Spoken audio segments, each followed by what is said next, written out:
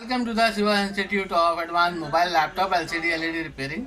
अभी मेरे पास एक लैपटॉप आया है जो कि एचपी का है। मॉडल बताऊं तो 14S-DQ2606TU है और इसके अंदर प्रॉब्लम ये थी कि ये पावर डेड था। इसको मैंने ऑन तो कर लिया है लेकिन अभी ये बायोस में अटक गया है। तो मैं आपको सबसे पहले इसके सिम्टम्स को दिखाता हूँ और फिर इसमें बायोस प्रोग्राम करके दिखाता हूँ कि ये प्रॉब्लम इसको हमने कैसे सही करना है। अगर आप भी लैपटॉप रिपेयरिंग चिप लेवल पे सीखना चाहते हैं तो आप हमसे ऑनलाइन और ऑफलाइन कोर्स के माध्यम से जुड़ सकते हैं। अगर आप इस कोर्स को करते हैं तो आप अपने लिए बिगनर लेवल से 1000 रुपये से 2000 रुपये प्रतिदिन कमा सकते हैं, क्योंकि लैपटॉप अब गेमिंग सीरीज की तरफ आ गए हैं और बहुत कॉस्टली लैपटॉप आ रहे हैं। तो आप और भी अच्छी इनकम कर सकते हैं उनको रिपेयर करके। लैपटॉप में keyboard replacement, display replacement, battery replacement, ये बहुत इजी टास्क हैं। इनको भी करके आप अच्छी इनकम कर सकते हैं। और साथ के साथ लैपटॉप में डिफरेंट टाइप की प्रॉब्लम आती है, जैसे पावर डेड होना या फिर डिम डिस्प्ले का, या फिर आपका लैपटॉप रीस्टार्ट हो रहा है। बहुत सी प्रॉब्लम होती है, यूएसबी नहीं आ रहा, साउंड नहीं आ रहा है, जिनको आप चिप लेवल पे रिपेयर कर सकते हैं। तो यहाँ पे हम आपको कंप्लीट सिखाएंगे। तो आइए यहाँ पे मैं सबसे पहले इसकी नॉर्मल कंडीशन दिखाता हूँ इस लैपटॉप की। देखिए यहाँ पे जब मैं बैटरी लगाता हूँ और ये कल तक तो ये पावर डेड था, जब मैंने इसको ऑन किया तो ये ऑन हो गया। तो सबसे पहले मैं सिम्टम दिखाता हूँ। देखिए यहाँ पे मैंने ट्रिगर करा है, फैन स्पिन हो गया है। तो आप देखेंगे यहाँ पे इस तरीके का एरर आ रहा है और ये एरर ऐसा है कि रीस्टार्ट होने के बाद भी यहीं पे अटका हुआ है, यानी कि यहाँ पे मैं अपना विंडो इंस्टॉलेशन का काम नहीं कर पा रहा हूँ, यानी कि जो अपनी एसएसडी या हार्ड डिस्क है उसका पाथ नहीं दे पा रहा हूँ। ये अभी रीस्टार्ट हो गया। देखिए आप देखेंगे यहाँ पे अभी भी यहाँ पे हमारा जो फैन है वो स्पिन होगा, यानी कि हमारी सप्लाई चल रही है। तो ये बैटरी मोड पे तो हमें नहीं दिख रहा है। तो ये सेम सिम्टम्स को मैं डीसी पावर सप्लाई से दिखाता हूँ। देखिए जब मैं यहाँ पे डीसी पावर सप्लाई को कनेक्ट करता हूँ तो सबसे पहले आप देखेंगे यहाँ पे लाइट जल गई है, मशीन बेसिक एम्पियर ले रहा है, यानी कि 0.008 एम्पियर है, यानी कि वोल्टिन हो गया है। अब मैं इसको ट्रिगर करता हूं तो देखिए अभी मैंने बैटरी मोड पे करके दिखाया। अब मैं आपको सप्लाई मशीन में दिखाऊंगा। देखिए सप्लाई मशीन ने एम्पियर ले लिया है 0.571 और आप देखेंगे यहाँ पे डिस्प्ले आ गया है। तो अभी देखना ये रीस्टार्ट होगा और रीस्टार्ट होने के बाद मैं चाहे इसमें कोई भी की दबा लूँ, ये बूट सेटिंग में नहीं जाएगा, यानी कि बायो सेटिंग में नहीं जाएगा। ये अब ऑफ हो गया। देखेंगे यहाँ पे मशीन भी रीस्टार्ट हो गया है और अपने आप ही एम्पियर बढ़ेंगे। देखिए अभी मशीन रीस्टार्ट हो गया है, लेकिन यहाँ पे अब हमारी डिस्प्ले नहीं आएगी। ये प्रॉब्लम है इसके अंदर। तो इसके लिए मैं इसमें बायोस करने जा रहा हूँ। तो बायोस कैसे करेंगे उसको ध्यान से देखना है आपने। देखिए यहाँ पे मैं वेट कर रहा हूँ कि डिस्प्ले आ जाए, लेकिन यहाँ पे डिस्प्ले नहीं आ रही। यही फॉल्ट है, बहुत से लैपटॉप में ये प्रॉब्लम है। मैंने इसको देखा तो आपके सामने मैं वीडियो बनाऊंगा कंप्लीट। देखिए मेरी मशीन अभी भी एम्पियर ले रही है और ये इतने एम्पियर है कि इतने में डिस्प्ले आनी चाहिए थी, लेकिन यहाँ पे कोई भी डिस्प्ले नहीं आ रही। चाहे वो कीबोर्ड में एक्सटर्नल हो या इंटरनल हो, कहीं भी डिस्प्ले नहीं है। ना ही एक्सटर्नल डिस्प्ले आ रही, ना ही इसके इंटरनल डिस्प्ले आ रही। ठीक है, यानी कि कंप्लीट इस समय ये ऑन होने के बाद भी डिस्प्ले नहीं दे रहा है। और अगर मैं सीपीयू के टेम्परेचर को देखूं तो यहाँ पे सीपीयू में टेम्परेचर है, यानी कि मशीन ऑन हो रही है, डेटा नहीं बन रहा है। तो अब मैंने क्या करना है, तो सबसे पहले मैं डीसी पावर सप्लाई को डिस्कनेक्ट करूंगा और आप देखेंगे यहाँ पे 16 MB की बायोस लगी है। मैं चाहूंगा आप जूम करके दिखाएं यहाँ पे, और मैं बोर्ड के पार्ट नंबर को भी दिखाऊंगा। ये रही, देखेंगे ये इसकी 16 MB की बायोस लगी हुई है। इसको मैं रिमूव करूंगा और बायोस प्रोग्राम करूंगा। तो देखें यहाँ पे सबसे पहले हमने इसको निकालना है और निकालते समय मैंने जैसे बताया बिगनर स्टूडेंट को बहुत ध्यान देना होता है, आपको गाइड पॉइंट का भी ध्यान देना है। तो देखिए यहाँ पे मैं बायोस को रिमूव कर लेता हूँ और इसके बाद इसकी बायोस प्रोग्रामिंग करूंगा। देखिए यहाँ पे बायोस मेरी निकल गई है। यहाँ पे मैंने बायोस निकाल लिया। अब मैं बोर्ड के पार्ट नंबर को भी आपको शो कराता हूँ। देखिए यहाँ पे जो हमारी NVMe है, इसके नीचे इसका बोर्ड का पार्ट नंबर है। तो मैं चाहूँगा यहाँ पे आप आके जूम करके देखें इसको। देखिए यहाँ पे मैंने इसको निकाल दिया है और मैं चाहता हूँ कि आप इसके बोर्ड के पार्ट नंबर को पढ़ें। देखेंगे यहाँ पे जूम, ये रहा इसका बोर्ड का पार्ट नंबर। देखेंगे DA0PA AHMB 8010। ठीक है, आप इसको देख सकते हैं। अब मैं इसकी बायोस की प्रोग्रामिंग करूंगा। बायोस की प्रोग्रामिंग करने के लिए आप देखेंगे यहाँ पे मेरे पास बायोस प्रोग्रामर लगा हुआ है। तो सबसे पहले मैं इसकी जिक में इसके गाइड पॉइंट को देख के लगाऊंगा। तो देखेंगे यहाँ पे इसकी गाइड पॉइंट ये रहा और इसको इसमें फिक्स कर लेते हैं। देखिए इसके बाद मैं इसको कनेक्ट करता हूँ और सिस्टम में देखेंगे आप यहाँ पे मैं आपको दिखाना चाहता हूँ। इसकी मैं विंडो खोल लेता हूँ। देखेंगे ये मेरा इनिट प्रोग्रामर है और सबसे पहले मैं यहाँ पे डिटेक्शन मोड में जाऊँगा और ये देखूँगा कि क्या मेरी बायोस इसने डिटेक्ट करी। देखेंगे अभी तो नहीं ली, देखते हैं। इसका मैं सही से कनेक्ट कर लेता हूँ। तो आप देखेंगे यहाँ पे मैं डिटेक्शन मोड में लेता हूँ और ये मेरी यहाँ पे डिटेक्ट हो गई बायोस। तो इसका मतलब ये है कि ये बायोस आ गई और आप देख सकते हैं यहाँ पे 3.3 वोल्ट की है, 128 इसका साइज़ है। तो अब मैं यहाँ पे इसको सिलेक्ट करूँगा और सिलेक्ट करने के बाद इसकी बायोस की फाइल दूंगा। तो देखिए मैंने ऑप्शन के अंदर इसकी जो है बायोस को एडिट करके रखा हुआ है। तो ये मेरी 16 MB की बायोस ये वाली है जो मेरे को अपडेट करनी है। अब मैं इस पर प्रोग्राम कर देता हूँ। देखेंगे ये ऑप्शन प्रोग्राम का है। तो यहाँ पे जैसे ही मैं प्रोग्राम करूँगा तो ये मुझसे बोल रहा है कि जो इसके अंदर पुराना बैकअप है उसको डिलीट कर दिया जाएगा। तो मैंने यस करना है और अब आप देखेंगे यहाँ पे एक लाइन चलेगी ग्रीन कलर की, और जैसे ही ये लाइन कंप्लीट होगी तो मेरी जो है बायोस अपडेट हो जाएगी। उसके बाद देखते हैं कि इसका जो प्रॉब्लम था वो ओके हुआ कि नहीं हुआ। तो यहाँ पे थोड़ा सा टाइम लगेगा, देखेंगे मैं दिखा देता हूँ आपको। ये थोड़ा सा यहाँ पे टाइम लगने वाला है। तो आप लोग भी लैपटॉप रिपेयरिंग चिप लेवल पे सीख के अपने लिए बहुत अच्छी अर्निंग कर सकते हैं। तो यहाँ पे देखिए थोड़ा सा टाइम लगेगा, आपने वेट करना है। ये इनिट का प्रोग्रामर है, देखिए इस तरीके से मैं दिखाता हूँ। और ये रहा हमारा बायोस प्रोग्रामर जिसको हमने बायोस चिप को लगा रखा है और ये प्रोग्राम हो रही है, ठीक है, देख सकते हैं 3.3 वोल्ट की है ये। और मदरबोर्ड का जो पार्ट नंबर है वो भी मैं शो करा देता हूँ आपको, देख सकते हैं ये रहा। और मैंने इस लैपटॉप में बहुत ये प्रॉब्लम देखी है।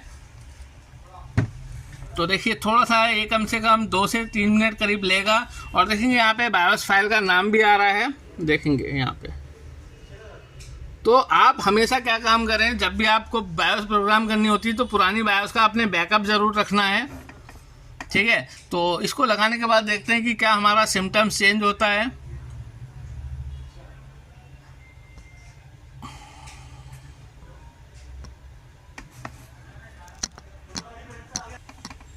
देखेंगे ये अब फटाफट हो रहा है, देखेंगे। तो आप लोग भी लैपटॉप रिपेयरिंग चिप लेवल पे सीखिए, हाथ के हुनर को सीखिए और अपने लिए अच्छी अर्निंग कीजिए। और देखेंगे हमारी .bin फाइल है ये।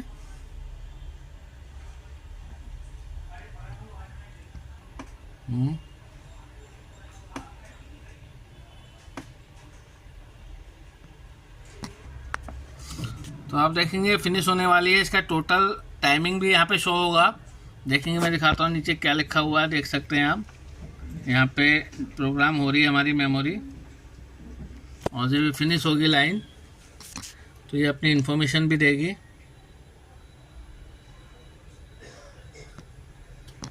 और 3 बजे घर है, अभी सो रहा होगा।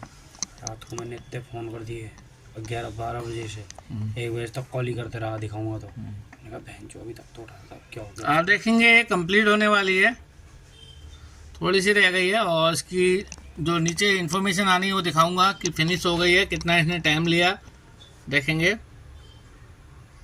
अप्रॉक्स मुझे लगता है कि इसने 4 मिनट ले लिए हैं प्रोग्राम होने के लिए। देखिए कंप्लीट लास्ट मोमेंट पे है और जैसे ही होगा तो नीचे हमारा इन्फॉर्मेशन आ जाएगी सक्सेसफुल की। देखिए ये कंप्लीट हो गया, ये देखिए ये कंप्लीट हो गया। देखिए यहाँ पे लिख के आ गया सक्सेस। और इसने लगभग देखिए 5 मिनट का टाइम लिया इसने, ठीक है।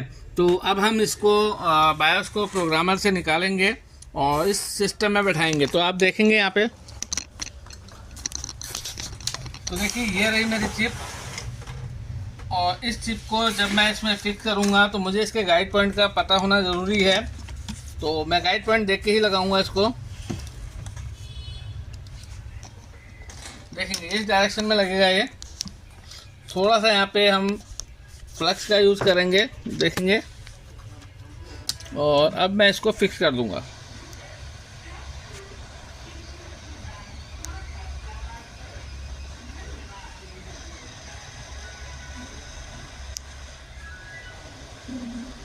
तो आपने राउंड राउंड इस तरीके से हीट करना है।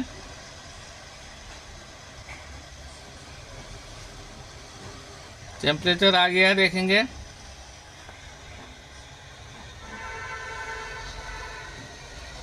और सोल्डरिंग आपने अच्छे से करनी है। देखिए ये हो गया है।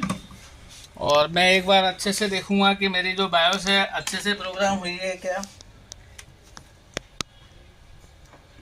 देखिए सही से फिक्स हो गई है। यहाँ पे मैं ये अपनी NVMe लगा लेता हूँ और देखते हैं क्या हुआ है कि जो मेरा प्रॉब्लम था वो ओके हुआ है कि नहीं। देखिए ये मैंने यहाँ पे फिक्स कर दिया है और अपने यहाँ पे मैं DC पावर सप्लाई को कनेक्ट कर लेता हूँ। और जैसे ही कनेक्ट करता हूँ तो सबसे पहला सिम्टम ये है कि यहाँ पे लाइट जलना चाहिए। बिल्कुल लाइट जल गई है, आप देखेंगे 0.008 एम्पियर लिया है। अब मैं इसको ट्रिगर करके देखता हूँ कि क्या मेरा सिस्टम ओके हुआ। तो देखिए ये इसका पावर बटन है और जब मैंने पावर बटन को प्रेस किया है तो देखेंगे यहाँ पे इसने एम्पियर ले लिए हैं और नीचे आप देखेंगे डिस्प्ले आएगा। तो पहले यहाँ पे एरर आ रहा था, अभी भी है, लेकिन अब मैं इसको एंटर मारता हूँ तो देखते हैं क्या होता है। अब ये रीस्टार्ट हुआ है, देखेंगे यहाँ पे एम्पियर दोबारा से ये उठाएगा, एम्पियर उठा लिया है। अब देखते हैं कि क्या ये विंडो पे आता है। देखेंगे यहाँ पे मैन्युफैक्चरिंग एरर आ रहा है। अभी मैं कंप्लीट आपको ऑन करके दिखाऊंगा। फिलहाल अभी मैं ये देख लेता हूँ कि क्या मेरा प्रोसेस, बिल्कुल मेरा प्रोसेस बढ़ गया है। देखेंगे यहाँ पे अब ये विंडो मोड पे चला गया है कंप्लीट। अभी मैं ऑन करके दिखाऊंगा यहाँ पे मैन्युफैक्चरिंग एरर क्या आ रहा था, लेकिन जो मेरी बायोस का एरर था वो मेरा ओके हो गया। देखेंगे यहाँ पे मेरा ये ऑन हो गया सिस्टम। देखेंगे अभी ये यूज़र का अपना पासवर्ड आ रहा है, इससे हमें कोई मतलब नहीं है। तो मैं एक बार इसको प्रॉपर तरीके से बैटरी लगा के ऑन करके दिखाता हूँ आपको। देखेंगे यहाँ पे बैटरी लगा लेता हूँ। अब देखेंगे यहाँ पे मैं बैटरी को फिक्स कर लेता हूँ। ये मैंने बैटरी लगा ली है। अब देखते हैं इसके प्रॉपर तरीके से ऑन करके कि क्या एरर आ रही थी ऑन करते समय। तो देखिए यहाँ पे मैं ट्रिगर करता हूँ, बैटरी चार्ज है, ठीक है। तो देखते हैं अब हमारा ये प्रॉपर ऑन होता है क्या। देखेंगे अभी आ रहा है ये, कोई बात नहीं है, एंटर ले लेते हैं। तो इसके बाद मैं एक बार रिस्टार्ट करके देखूंगा ये देखने के लिए कि क्या ये जो एरर आ रहा है वो बार बार आ रहा है, सिर्फ एक बार आ रहा है। देखेंगे यहाँ पे आ रहा है manufacturing programming mode is unlock mode, ठीक है, कोई दिक्कत नहीं है। तो एक बार इसको मैं शट डाउन मार के दोबारा से ऑन करूँगा तो देखते हैं कि जो मेरा फर्स्ट अटैम्प्ट में जो एरर आ रहा था वो आ रहा है कि नहीं आ रहा है, क्योंकि देखेंगे हो गया है। अब मैं इसको शट डाउन करता हूँ या रीस्टार्ट मार लेते हैं तो मेरा वो एरर नहीं आना चाहिए। फिलहाल मेरा सिस्टम तो ओके हो गया, क्योंकि पहले किसी भी कंडीशन में उस एरर से आगे नहीं जा रहा था, बंद होते ही अपने आप ही। देखिए अब के मेरा वो नहीं आया, सिर्फ मैन्युफैक्चरिंग मोड अनलॉक आ रहा है। तो ये से मैं डिसेबल कर दूंगा सेटिंग से। तो आपने देखा कितने इजी वे में हमने इसको रिपेयर किया। सिस्टम का जो प्रॉब्लम था कि ऑन करने पर एरर आ रहा था और जब मैं उसको एंटर मार रहा था तो दोबारा से रीस्टार्ट होके डिस्प्ले नहीं आ रहा था। एम्पियर तो ले रहा था लेकिन डिस्प्ले नहीं आ रहा था। तो जब हमने इसकी प्रोग्रामिंग करी तो ये प्रॉपर ओके हो गया। और ये i3 11 जनरेशन है। तो अगर आपको लैपटॉप रिपेयरिंग चिप लेवल पे सीखना है तो आप हमसे ऑनलाइन और ऑफलाइन कोर्स के माध्यम से जुड़ सकते हैं। वीडियो को ज़्यादा से ज़्यादा शेयर कीजिए। ये एक छोटा कोर्स है और बड़ी कामयाबी है। अपने लिए 1000 रुपये से 2000 रुपये प्रतिदिन आप कमा सकते हैं और जैसे जैसे आपकी प्रैक्टिस बढ़ेगी आप अपने लिए और भी अच्छी इनकम कर पाएंगे। पूरा वीडियो देखने थैंक यू, धन्यवाद।